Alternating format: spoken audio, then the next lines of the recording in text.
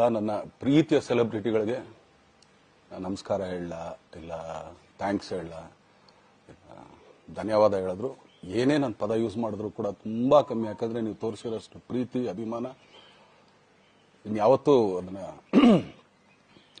ಅದು ಯಾವ ಥರ ರಿಟರ್ನ್ ಮಾಡೋದು ನನಗೂ ಗೊತ್ತಾಗಲ್ಲ. ಬಟ್ ಇವತ್ತು ಆಕ್ಚುಲಿ ಇಲ್ಲಿ ಕೂತ್ಕೊಳ್ಳೋಕ್ಕಾಗ್ಲಿ ಹೇಳೋಕ್ಕಾಗ್ಲಿ ಒಂದೇ ಒಂದು ರೀಸನ್ ಏನಂತಂದ್ರೆ ಈಗ ಆಕ್ಚುಲಿ ಬರ್ಡೇ.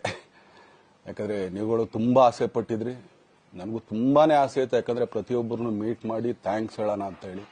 ಯಾಕಂದ್ರೆ ಪ್ರತಿ ಸಲ ನೀವು ಬಂದಾಗ್ಲೂ ಎಲ್ರಿಗೂ ನಿಂತ್ಕೊಂಡು ಆಕ್ಚುಲಿ ಕೈ ಕೊಟ್ಕೊಂಡು ಎಲ್ರಿಗೂ ಒಂದು ಥ್ಯಾಂಕ್ಸ್ ಇಲ್ಲ ವಿಷಸ್ ತಗೊಳ್ತಾ ಇದ್ವಿ.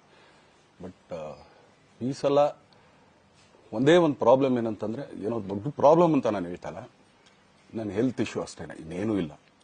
ಯಾಕಂದ್ರೆ ನಾನು ತುಂಬಾ ಹೊತ್ತು ನಿಂತ್ಕೊಳ್ಳೋಕ್ಕಾಗಲ್ಲ. ಯಾಕಂದ್ರೆ ಏನು ಪ್ರಾಬ್ಲಮ್ ಅಂತ ನಿಮ್ಗಳಿಗೂ ತುಂಬಾ ಚೆನ್ನಾಗಿ ಗೊತ್ತು. ಯಾಕಂದ್ರೆ ನಿಂತ್ಕೊಂಡು ನಾನು ಆಕ್ಚುಲಿ ಎಲ್ರಿಗೂ ವಿಶ್ ಮಾಡೋಕ್ಕೆ ನನ್ನ ಕೈಲಿ ಆಗಲ್ಲ ಅಂತ. ಯಾಕಂದ್ರೆ ಯಾವಾಗ ಇಂಜೆಕ್ಷನ್ ತಗೊಳ್ತೀನೋ ಒಂದು 15-20 ದಿನ ಅಲ್ಲಿ ಬಿ ಓಕೆ. ಬಟ್ ಆಮೇಲೆ ಮತ್ತೆ ಅದ್ರ ಪವರ್ ಕಮ್ಮಿ ಆಗ್ತಿರಂಗೆ ಪೇನ್ ಸ್ಟಾರ್ಟ್ ಆಗುತ್ತೆ.